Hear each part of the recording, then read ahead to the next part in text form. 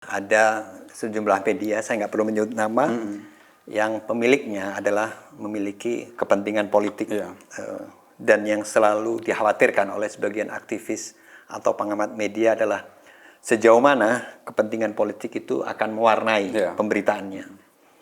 Itu yang menjadi PR, dan selalu belum ada jalan keluar.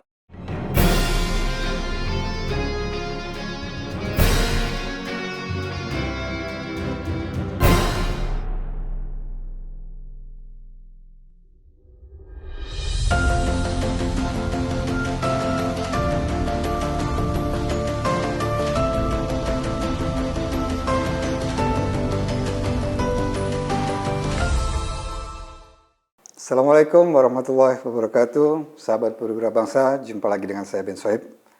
Mungkin di antara sahabat Purwira Bangsa beberapa hari yang lalu melihat satu tayangan video yang beredar di media sosial tentang berakhirnya siaran radio BBC Indonesia. Nah, wartawan BBC yang berada di video itu yang mengabarkan tentang berakhirnya siaran radio BBC Indonesia sebagai hari yang bersejarah dan mengharukan itu adalah Haidar Afan, yang beliau bergabung di BBC Siaran Indonesia sejak pertengahan 1999. Afan, demikian sapaannya, menyumbang berbagai laporan menarik seperti liputan komunitas Arab di Indonesia pada 2001 dan sepak bola Indonesia setahun kemudian. Kebiasaannya meliput peristiwa politik membuat Afan akhirnya dipercaya untuk meliput kegiatan presiden di Istana Negara sejak Presiden Gus Dur hingga awal kepresidenan Jokowi. Setelah itu Afan dipercaya mengasuh rubrik tokoh dengan mewawancarai sosok-sosok yang menjadi sorotan, berprestasi, dan menginspirasi. Afan juga pernah mewawancarai Joko Widodo saat menjadi wali kota Solo, wakil presiden Yusuf Kala, Ahok alias Basuki Cahayapurnama saat dia menjadi wakil gubernur DKI Jakarta, hingga Anies Baswedan serta Rhoma Irama. Pada 2015, Afan meraih penghargaan Diversity oleh Serikat Jurnalis untuk keberagamaan atas tulisannya tentang dakwah damai dan kehadiran ajaran yang disebut ajaran Wahabi. Di tahun yang sama, Afan meraih penghargaan tentang keberagaman oleh Aliansi Jurnalis Independen alias AJI setelah membuat liputan tentang sejarah dan dinamika keturunan Arab di Indonesia. Dan pada tahun 2018, Afan meraih Udin Award setelah dia diusir dari Papua saat liputan tentang gizi buruk di Kabupaten Asmat. Sampai sekarang masih melakukan liputan termasuk tentang peristiwa pembantaian orang-orang yang dicap terlibat PKI di Aceh pada peristiwa 65, serta liputan tentang peristiwa Madiun 48 dan upaya rekonsiliasi. Assalamualaikum, Bung Afan. Waalaikumsalam, Bung Ben. Sehat, alhamdulillah. Alhamdulillah, senang ketemu Anda di sini. Sama-sama, Bung Ben. Ya, Bung, kemarin itu kita lihat video yang Anda bilang hari bersejarah dan mengharukan tentang berakhirnya siaran radio BBC Indonesia yang mengudara sudah 73 tahun. Coba ceritakan, Bung, gimana itu? Memang ketika saya dipilih untuk membacakan berita pada hari terakhir kita siaran, tentu ada perasaan emosi ya, karena mau nggak mau ini menutup sejarah panjang BBC Indonesia dan tradisi panjang BBC Indonesia, dan termasuk mengakhiri sekaligus kita menuju era digital ya. Ini sebagai penanda sedih tentu, karena hampir 22 tahun ya saya terlibat dalam pembuatan teks naskah radio dan harus mengakhirinya sebagai orang yang dipilih. Dan itu bukan saya saja, tapi juga orang-orang sebelum saya atau orang-orang yang sebaya saya yang memegang BBC, radio BBC lah. Jadi semacam ini ya, peristiwa yang benar-benar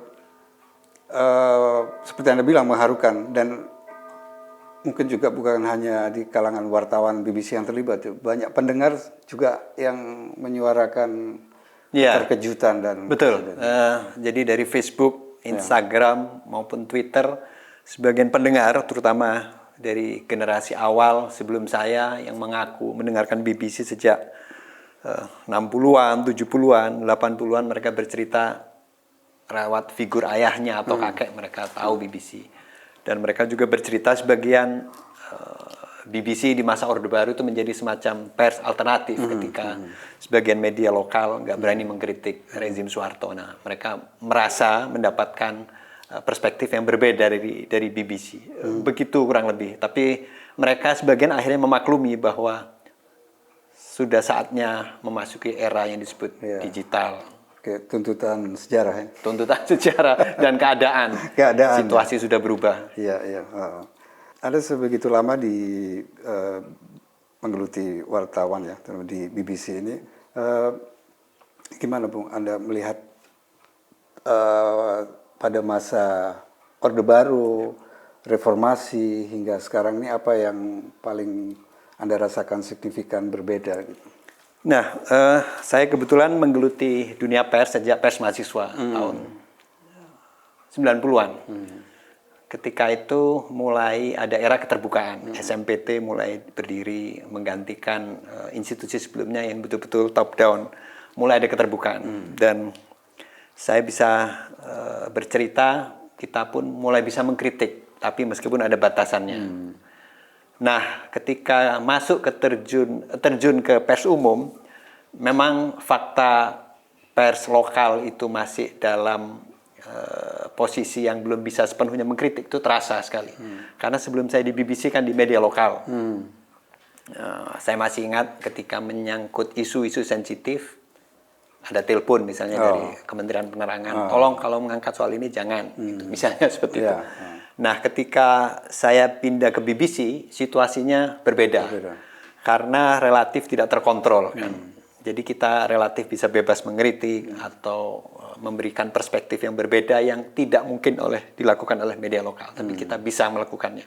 Mungkin itu semacam privilege ya dari media asing yang tidak terkooptasi oleh pemerintahan Soeharto saat itu. Kita lebih luasa memberikan kritik dan sebagainya. Dan saya masih ingat misalnya Ali Sadikin petisi 50 itu cerita, tunggu ya wawancaranya saya akhiri dulu, saya mau mendengarkan BBC dulu, misalnya seperti itu. Jadi ada semacam kepercayaan dari sebagian pendengar kepada apa yang disebut sebagai imparsialitas BBC yang lepas dari kooptasi pemerintah saat itu, Ben.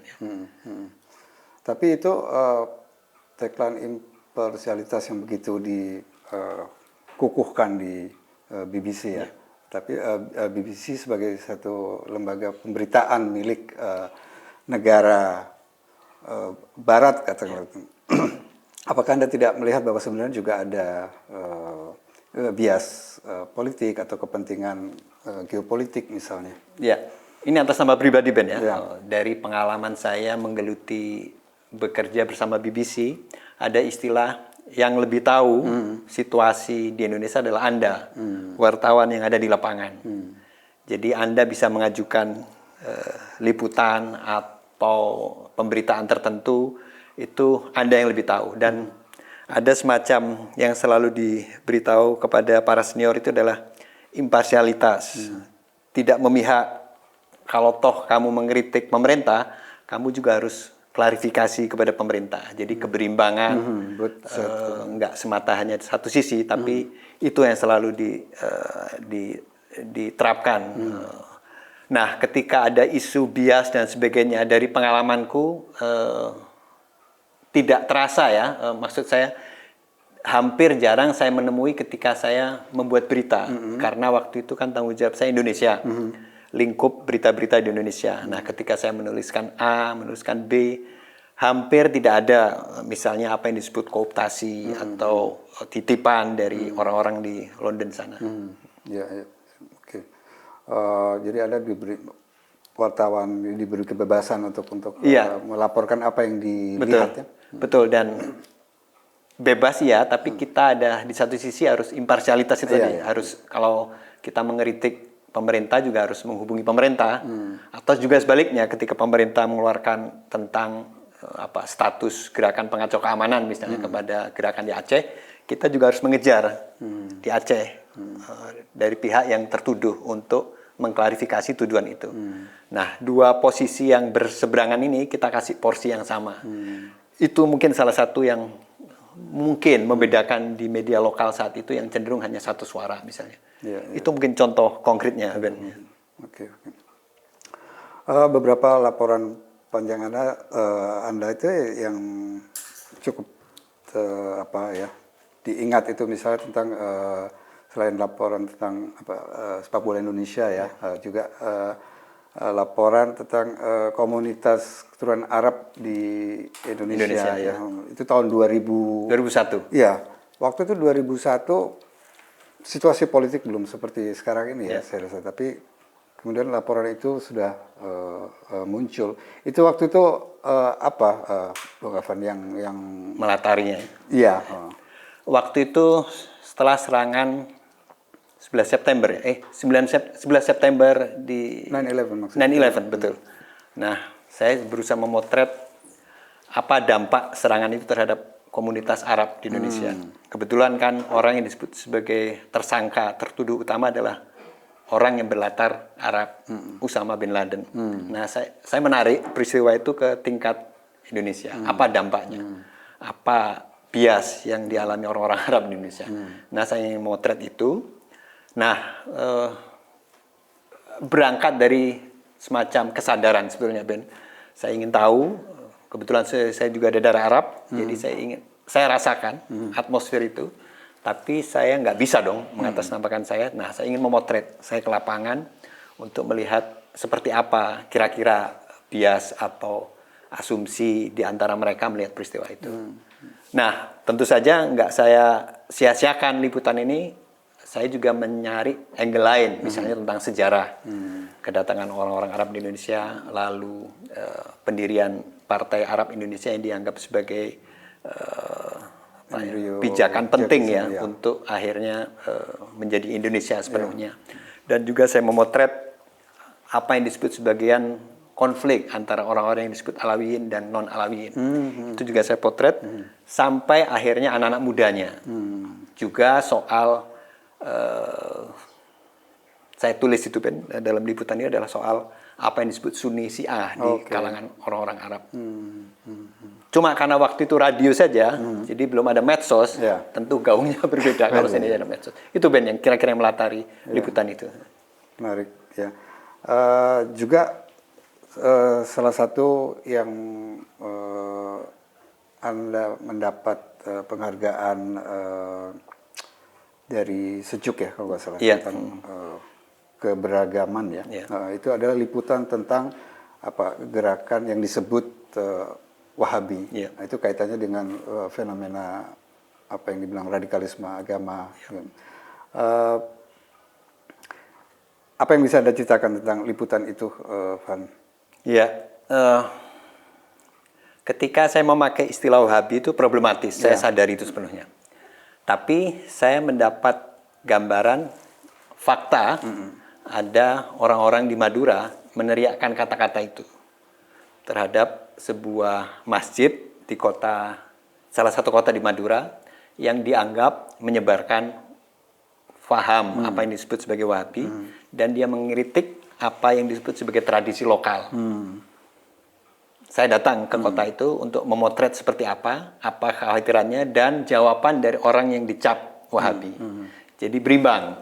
Dan saya menghubungi orang-orang dari Kiai NU lokal, lalu orang yang menggelar unjuk rasa itu saya cari, ketemu, dan saya juga mendatangi masjid, pengelola masjid itu, saya klarifikasi, saya tanyakan apa-apa yang menjadi keprihatinan orang-orang yang melakukan unjuk rasa dan sebagainya. Dia memberikan jawaban. Dan hampir sama bahwa istilah Wahabi itu menurut dia problematis, nggak menggambarkan kenyataan yang ada di lapangan. Wahabi itu luas, faham, dan dia menganggap itu adalah penilaian dari stigma oleh Barat dan sebagainya.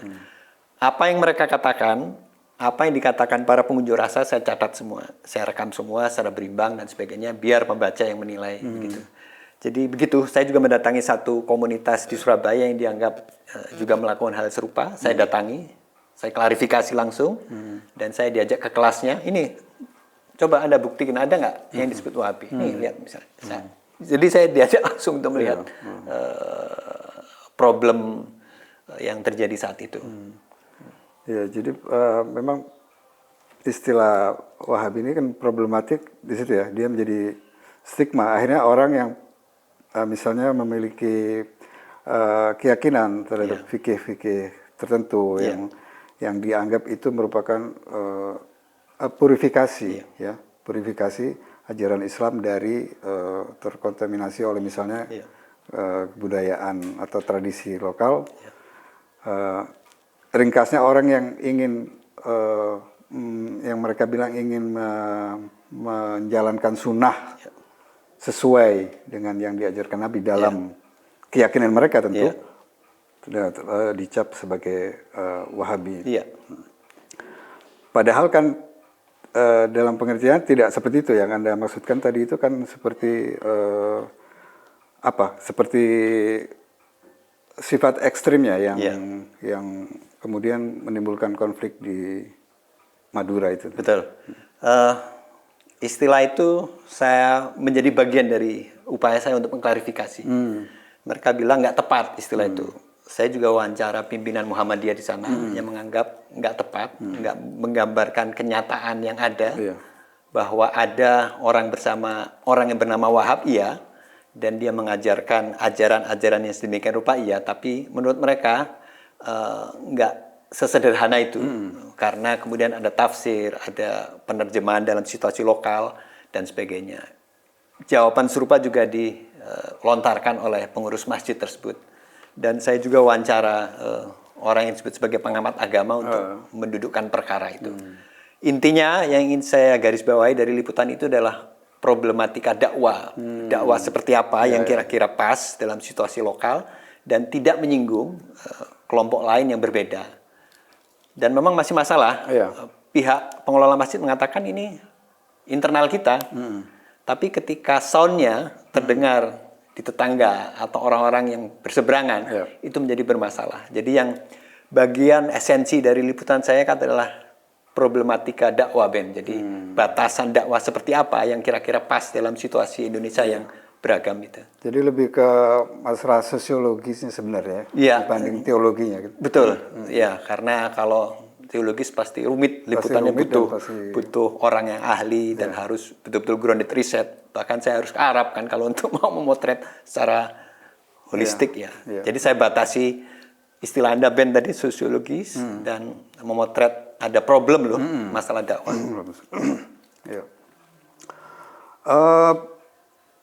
Pers ya kan bekerja atas kepentingan publik dari isu politik, ekonomi, sosial budaya, pendidikan dan segala macam. Tapi juga pers itu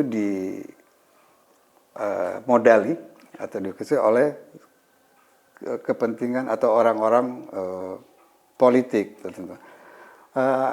Seperti misalnya ada stasiun radio TV atau surat kabar yang pemiliknya ada juga pemilik partai, pendiri partai. Anda melihat itu gimana Bang Afan sebagai orang pers?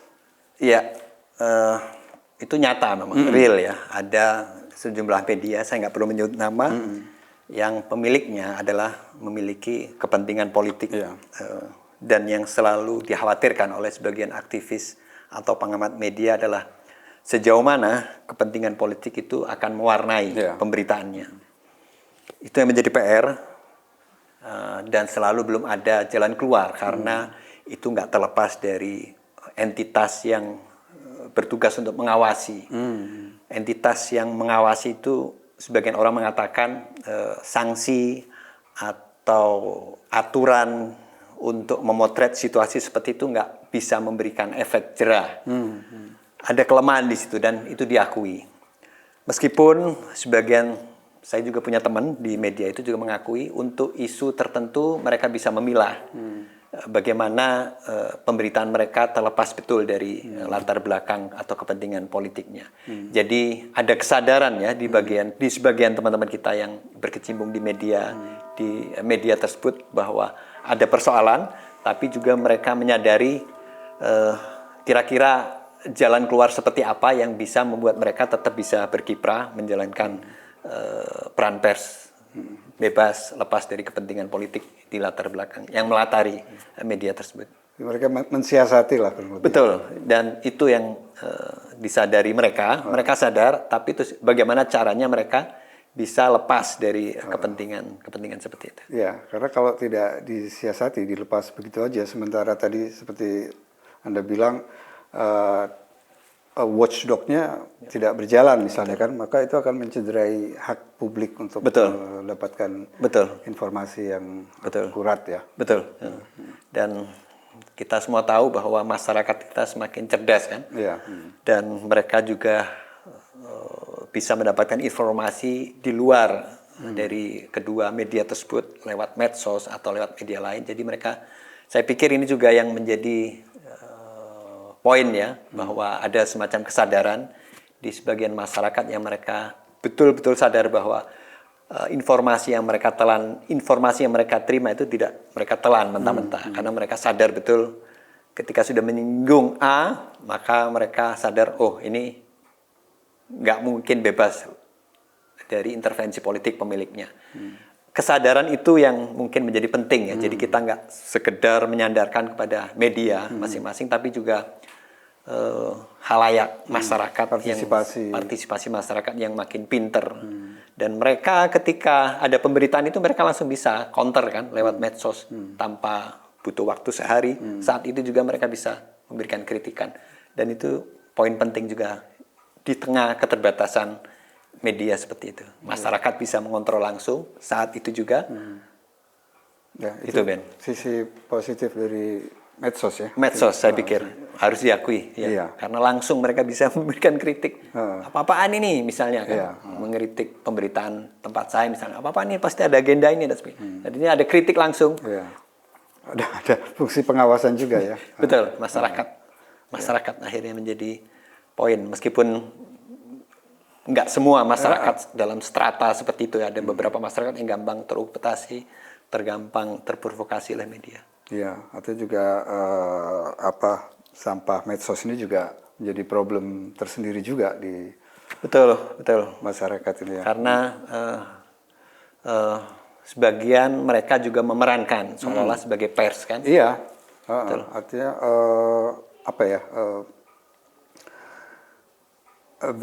misalnya berita hoax atau segala macam yang dengan mudah diproduk ya. Setiap orang bisa bicara apa saja. Iya.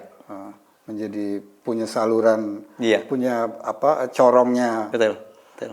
Masing-masing. Betul. Mungkin di tengah, mungkin nggak sepenuhnya negatif, tapi juga ada sisi positif dari medsos. Karena ada beberapa peristiwa yang tidak terkontrol media, di luar sepengetahuan media itu muncul di medsos. Kecepatan misalnya, ada kejadian gempa bumi, ketika media belum dapat, kita dapat dari medsos, saksi mata. Nah, tugas media adalah kemudian mengklarifikasi Ben, tentang kebenaran informasi yang beredar di media. Jadi simbiosme, mutualisme lah, saling tergantung. Cuma kita nggak bisa menelan mentah-mentah, tentu harus tugas media untuk mengklarifikasi kebenaran informasi yang beredar itu. Iya. Kan kalau ini sekarang migrasi dari era jurnalisme konvensional menjadi digital ini ya, juga kan mempengaruhi gaya penyajian, gaya penulisan, ya, termasuk dalam soal misalnya ada yang bilang dengan digital ini akan sulit diterapkan misalnya jurnalistik sastrawi gitu, karena angle-nya itu clickbait misalnya. Dari itu gimana Anda melihat itu? Memang itu juga menjadi perdebatan. Dalam batas-batas tertentu itu juga menjadi perdebatan di redaksi. Nah, pertanyaan selanjutnya adalah di titik mana kita dalam tanda petik berkompromi dengan situasi nyata seperti itu, Tapi di sisi lain jangan mengorbankan etika, imparsialitas, kode etik jurnalistik secara umum. Yang sering dikatakan adalah keterbacaan. Bagaimana konten yang kita buat itu tidak sia-sia. Tidak ada yang membaca misalnya. Kita biasanya menyiasati itu dengan memakai judul misalnya yang SEO misalnya. Tapi judul itu jangan sampai melanggar etika misalnya Ben. Tetap dalam kaidah jurnalistik. Atau jangan sampai judul itu tidak menggambarkan utuh berita, melenceng misalnya. Nah, akhirnya di situ Ben yang bisa kita lakukan. Bagaimana mendamaikan antara tuntutan SEO, dan etika, kaidah, dan kualitas jurnalisme. Mungkin itu yang bisa saya katakan Ben. Iya, karena kadang acuannya mengejar viral tadi tuh ya, yang membuat kemudian. Iya, itu juga salah satu tujuan yang dikejar, meskipun akhirnya aspek keutuhan berita, aspek imparsialitas, aspek kaidah jurnalisme itu jangan sampai ditinggalkan. Kalau sampai itu ditinggalkan, itulah problemnya Ben. Dan memang ada sebagian media di Indonesia seperti itu, dan sudah banyak kritik terhadap pola seperti itu. Ya, Bung Afan, tahun depan ini kita udah masuk tahun politik ya, ada pilpres, pemilu. Itu akan meniscayakan melimpahnya pemberitaan dan konten-konten yang berkaitan dengan persaingan politik itu yang akan memenuhi ruang digital kita di publik ini. Sebagai pelaku pers, apa kira-kira yang bisa Anda katakan untuk ini, atau minimal untuk bekal bagi publik agar tidak terjebak dalam polarisasi yang semakin tajam gitu. Ya, seharusnya kita media terutama bisa belajar dari kejadian pemilu presiden sebelumnya ya. Termasuk pilkada DKI Jakarta yang membuat masyarakat terpecah, kan? Bahkan keluarga pun terpecah akibat segregasi politik itu. Mungkin media sudah saatnya belajar dari apa yang terjadi pada pilpres sebelumnya. Saya ambil contoh, misalnya semestinya ada kesadaran di masing-masing media tidak membuat situasi semakin keruh, mempertajam perbedaan politik dan sebagainya. Media seharusnya tetap berdiri independen, terlepas dari kepentingan politik yang melatarinya. Memang itu PR, tapi dari pengalaman saya, jika mau meliput katakanlah kampanye politik misalnya, atau acara politik tertentu, tentu harus ada apa yang disebut sebagai keberimbangan. Kalau seandainya kita memotret partai A atau calon presiden A, tentu harus berimbang. Ini juga harus kita terletakkan ketika meliput calon presiden lainnya atau partai lainnya. Keberimbangan dan mungkin ya imparsialitas ya, tidak memihak A, B itu menjadi penting. Meskipun tidak gampang karena masyarakat juga terbelah, apalagi apa yang disebut sebagai post-truth ya, pasca kebenaran, di mana entitas media pun menjadi salah satu sorotan yang tidak dipercayai oleh sebagian masyarakat.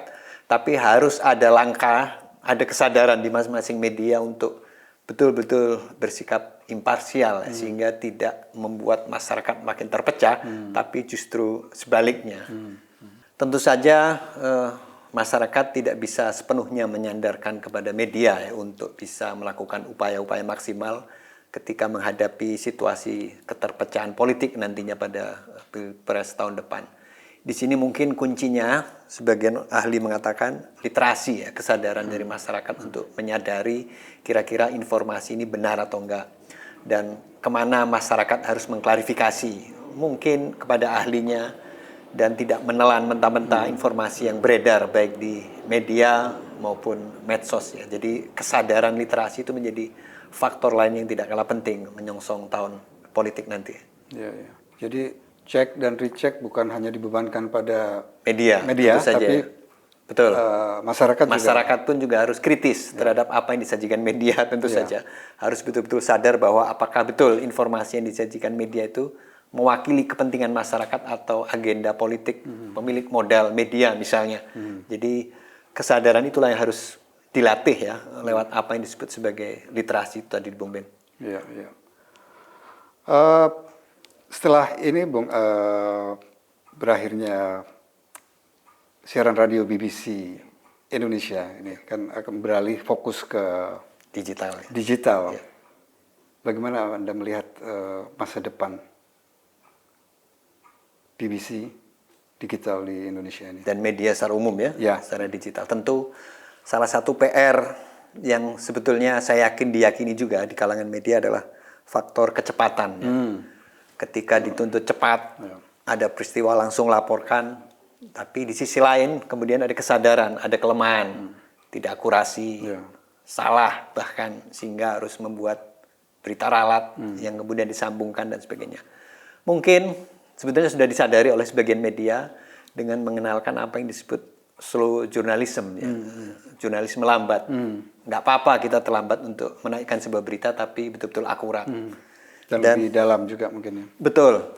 Jadi nggak apa-apa kita terlambat dibanding media A, tapi kita lebih lengkap, imparsial. Kalau A bicara, B juga diberi kesempatan untuk bicara, sehingga keberimbangan itu tercermin dalam liputan gitu. Yang lain tentu adalah mencermati fakta ya, fakta yang gampang berubah cepat. Kalau ini kita menyandarkan pada kecepatan, pasti ada kelemahannya karena dalam hitungan menit berubah. Kita tunggu aja sampai betul-betul ada kejadian, lalu ada kesimpulan, baru kita muat klarifikasi lebih lanjut. Jadi udah lebih matang faktanya. Lebih matang. Itu yang mungkin diperkenalkan salah satu wartawan ya dari Amerika. Dia sengaja keliling dunia dari Afrika menuju Amerika Selatan dengan tidak naik pesawat, tapi jalan kaki. Itu yang dia sebut sebagai simbol untuk mendekati fakta lebih hati-hati. Kita nggak bisa melihat peristiwanya dari pesawat 1 jam sampai, enggak. Saya jalan kaki. Mungkin itu ya simbol ya untuk menggambarkan problematika media. Tapi dia kemudian menawarkan dengan cara pandang lambat, pelan, mendekati peristiwa A, B, C, D.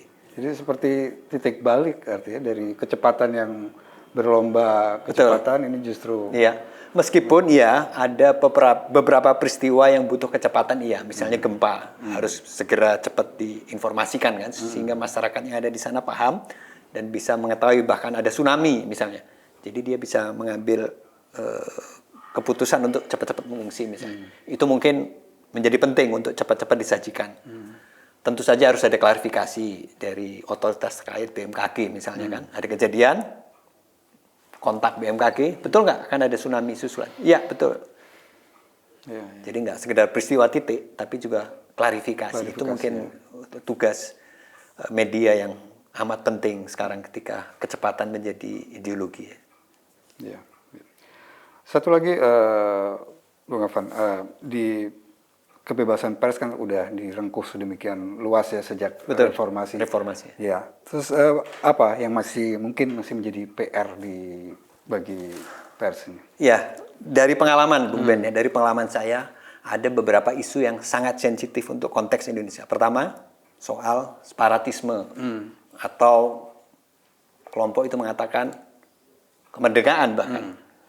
Papua misalnya, dalam banyak kasus yang kita angkat, yang kita beritakan, di sejumlah media mereka nggak berani untuk memberitakan secara imparsialitas misalnya. Hanya satu suara, misalnya pemerintah atau TNI, tapi nggak ada klarifikasi kepada pihak yang dituduh melakukan tuduhan seperti yang diutarakan TNI misalnya. Kalau Bung Ben mencermati media lokal, nuansa itu kuat sekali. Nah, di sisi lain, belum ada pihak yang berani untuk mengklarifikasi kepada para pihak yang di sebelah sana untuk mengkonfrontir, benar nggak tuduhan itu misalnya. Itu yang pertama. Yang kedua, untuk ke Papua, bagi media asing itu nggak gampang. Harus ada izin kepolisian, badan intelijen, dan sebagainya. Nggak gampang untuk ke sana. Dan itu juga disadari sebagian aktivis kebebasan bahwa masih PR untuk kebebasan, utamanya untuk konteks Papua, isu separatisme, isu kemerdekaan dan sebagainya. Yang lain tentu adalah soal kebebasan beragama, itu juga menjadi hal yang sensitif ya. Nggak semua media berani memberitakan kelompok minoritas yang dianiaya, persekusi. Kalau coba Bung Ben perhatikan, kecenderungannya adalah melihat aspek mayoritas atau nggak diberitakan. mungkin itu PR yang juga masih menjadi persoalan ya, kebebasan pers. Meskipun secara umum bebas sekali kita. Ya. Oke, Bung Afan Haidar, terima kasih. Terima kasih, sama-sama Bung Ben. Sharing di sini. Selamat berjibaku dengan era Digital. Semoga tetap bisa menyuarakan imparsialitas. Betul. Demikian sahabat Berdua Bangsa, bincang-bincang saya dengan Haidar Afan.